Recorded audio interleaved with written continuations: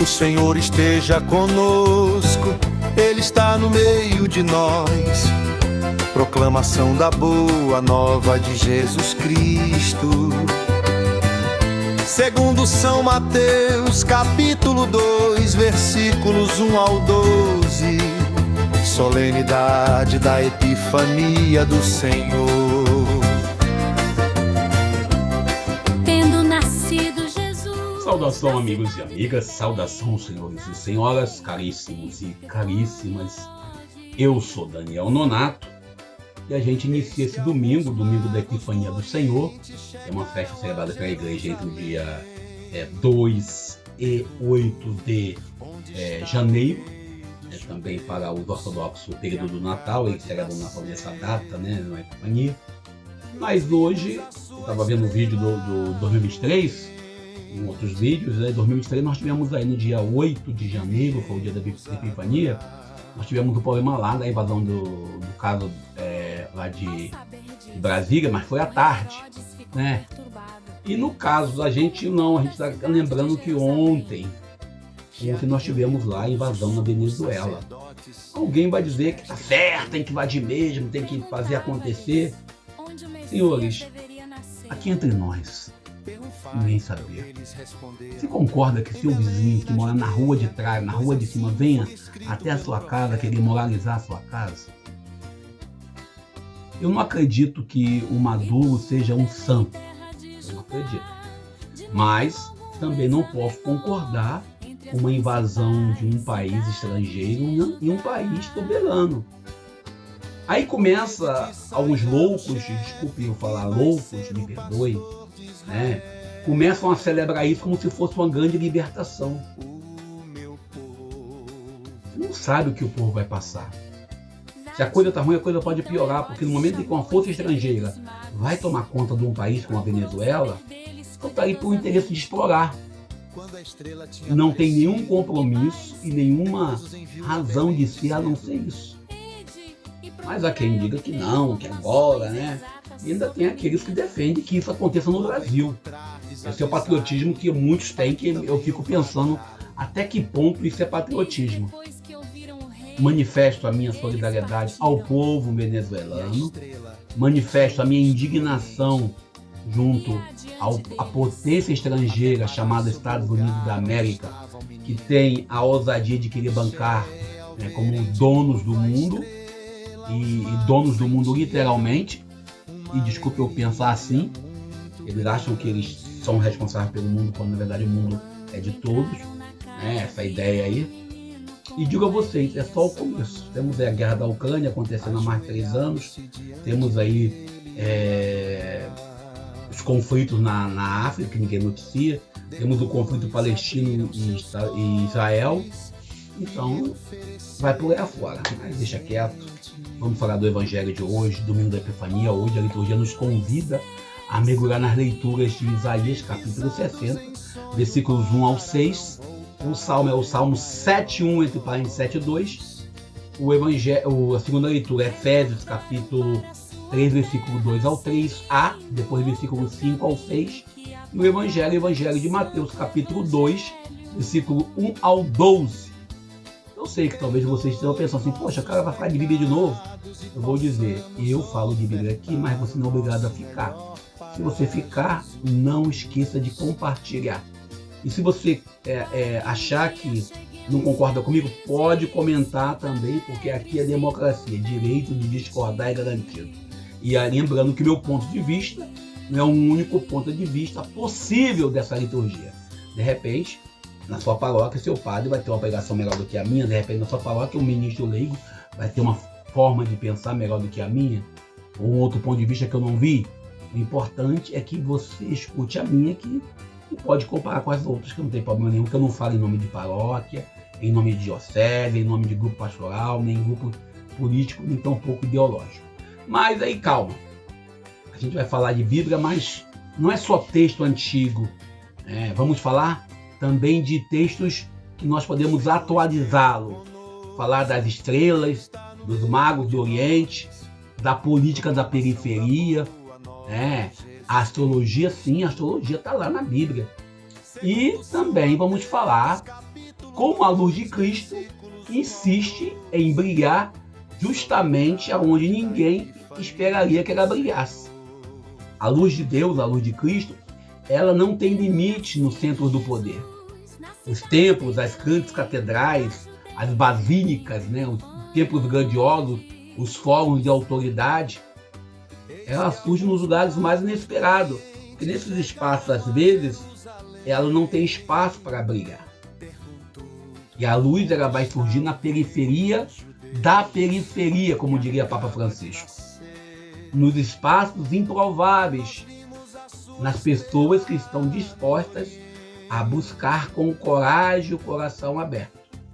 Sem esquecer que a gente vive exatamente dessa realidade quando tratamos da Epifania. Deus se revela nos caminhos improváveis, muito longe das câmeras, das lives, dos glamour, né, o glamour, das cortinas de veludos e, sobretudo, longe do poder religioso, civil e militar. Jesus vai se revelar lá na periferia da periferia, no setor aonde você às vezes não acredita que ele está. Para começar, o termo epifania vem do grego epifaneia. Epifaneia, pede para me produzir para falar em português, mas em grego. Significa manifestação visível. No mundo antigo, se usava falar isso dos imperadores ou das divindades, né, que aparecia com pompa, circunstância, honras e outras coisas mais. Agora imagine só, entre nós aqui. Você anuncia um imperador, todo mundo se curva. Anuncia um rei, todo mundo se curva. Mas o evangelista Mateus, ele faz uma guinada radical nesse evangelho de Mateus 2, do 1 ao 12. A luz divina aparece numa criança pobre em Belém, da Judéia.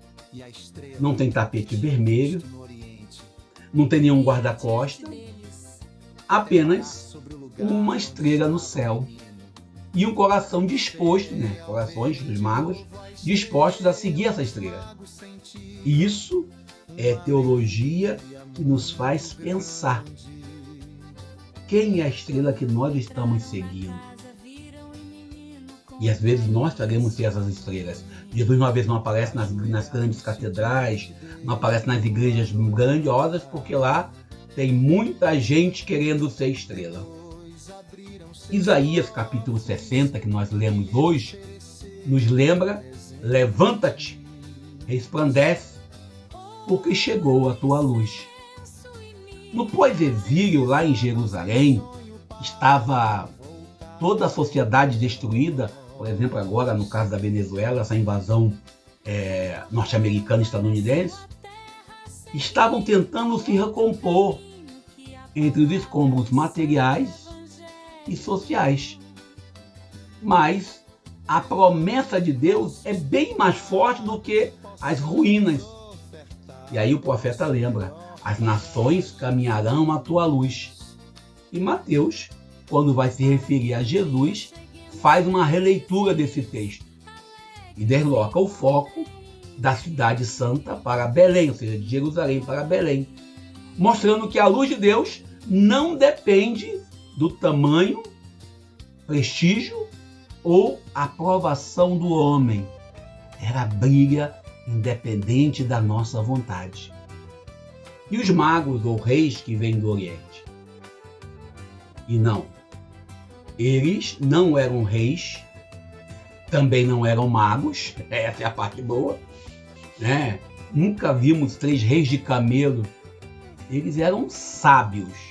A palavra aqui é isso: observadores, estudiosos do cosmos, ligados às tradições persas ou babilônicas. E Mateus nos traz isso, né, para nos lembrar: a criação inteira participa do anúncio do Messias. O mundo inteiro. Sem esquecer que para um rei ser reconhecido, por isso que o autor coloca que é o rei, precisava de 3 reis diferentes reconhecer. E o céu proclama, né, a glória de Deus. Sim, até mesmo as estrelas, a astrologia antiga entrou na história da Bíblia, entrou na história divina. Agora, sem querer radicalizar, mas pensemos Herodes. Ele representava tudo o que tem a perder. Ele representa o poder do controle.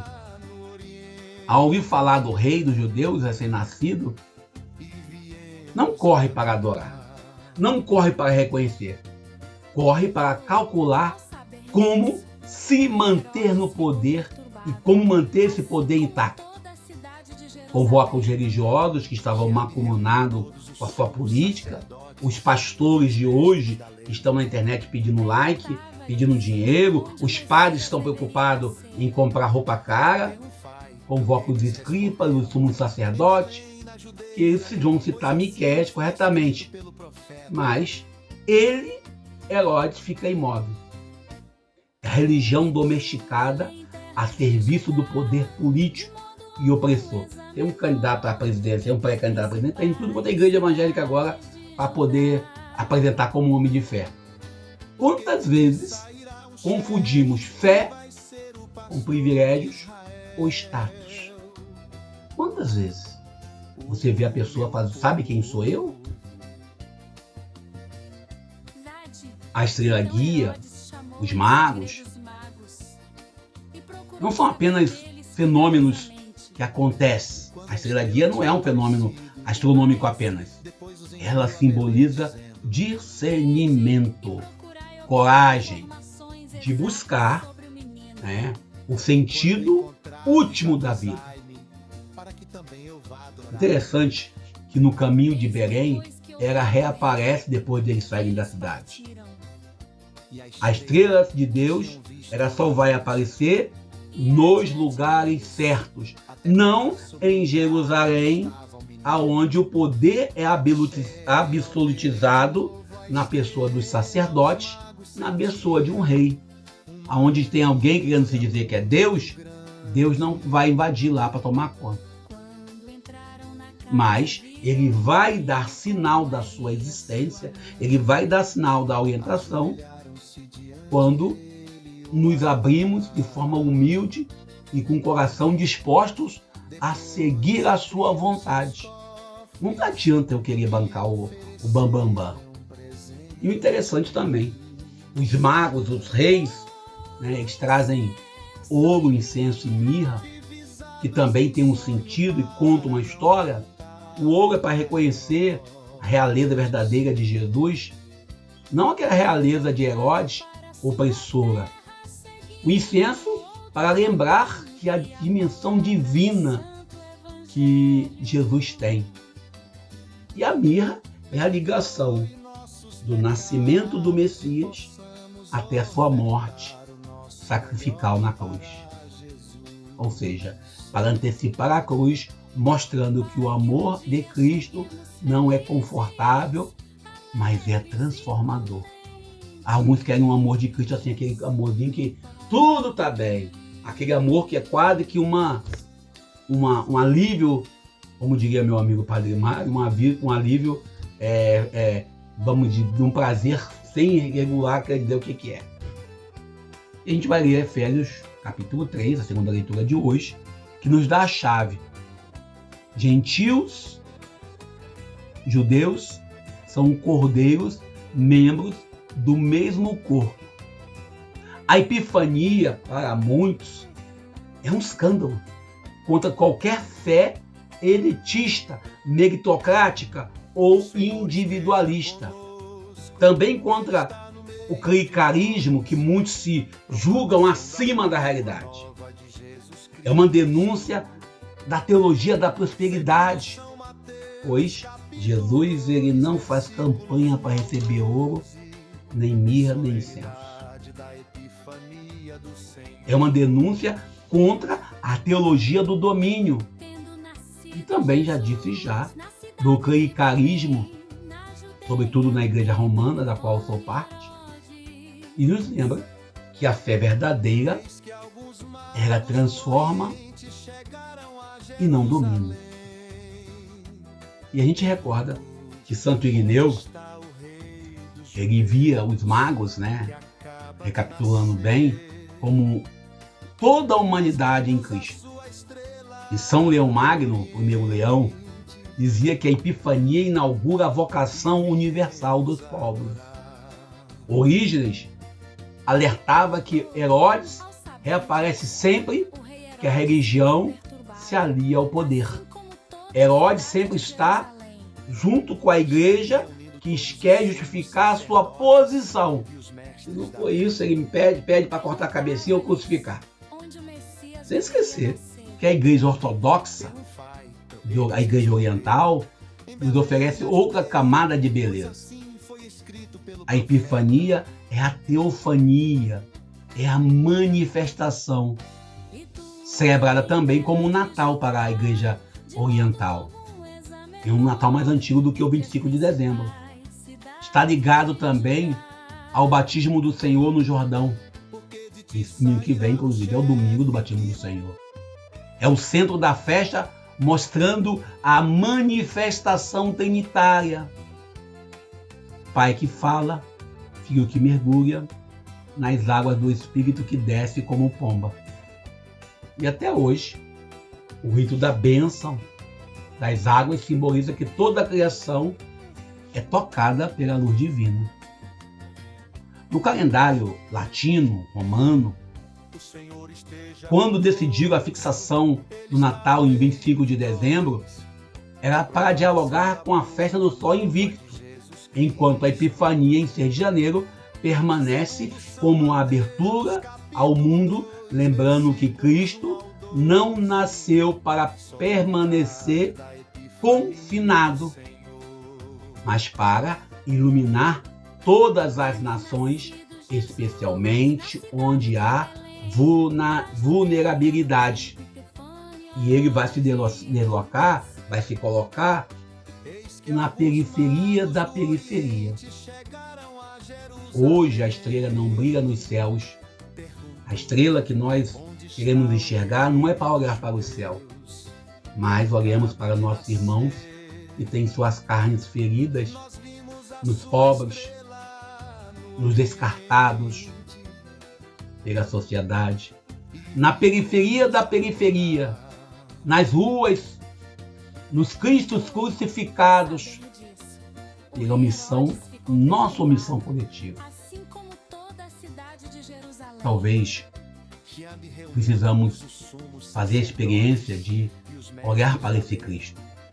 E encontrar Cristo significa mudar a rota da lógica do olhar. Os magos, quando estavam no palácio, orientados, eles foram encontrar com Jesus. Mas depois do encontro com Jesus, eles mudaram o seu caminho. E se nós estamos numa igreja, participando da missa, celebração, culto, seja o que for, e nós não mudarmos nosso caminho, nós ainda estamos caminhando com Herodes. Essa é a ética da Epifania. Quem encontra o Cristo, quem encontra Jesus, não segue o mesmo caminho. Ele muda de vida. Celebrar a Epifania não é só acender velas ou desmontar o presépio, que é a festa da Epifania ou a festa de Reis, é feita para isso, para desmontarmos o presépio. É saber discernir, é seguir a estrela, é arriscar-se, é conhecer Cristo nos encontros inesperados, nos gestos de solidariedade, nas vidas que resistem. E a luz de Deus continua a brilhar, às vezes silenciosa, mas sempre insistente, nos lugares mais improváveis, convidando-nos a uma fé que ilumina, desloca e transforma. E assim seguimos com os olhos atentos à estrela que é Jesus, não nós, com os ouvidos abertos à palavra de Deus e com os pés dispostos a percorrer novos caminhos. O caminho da salvação que Deus tem para nós. Eu vou parando por aqui, peço a você que deixe seu like, o seu comentário é muito importante pra gente. E não esqueça, segunda a sexta estamos aqui no YouTube, com nossa reflexão, e domingo estamos aqui somente no YouTube. No meio de semana estamos lá no WhatsApp. Eu paro por aqui, peço seu like, compartilhe esse vídeo, nos ajude a continuar produzindo. Feliz Dia dos Reis, feliz Epifania. Eu sou Daniel Nonato. Nossos pecados e possamos ofertar o nosso melhor para Jesus. Para que um dia cheguemos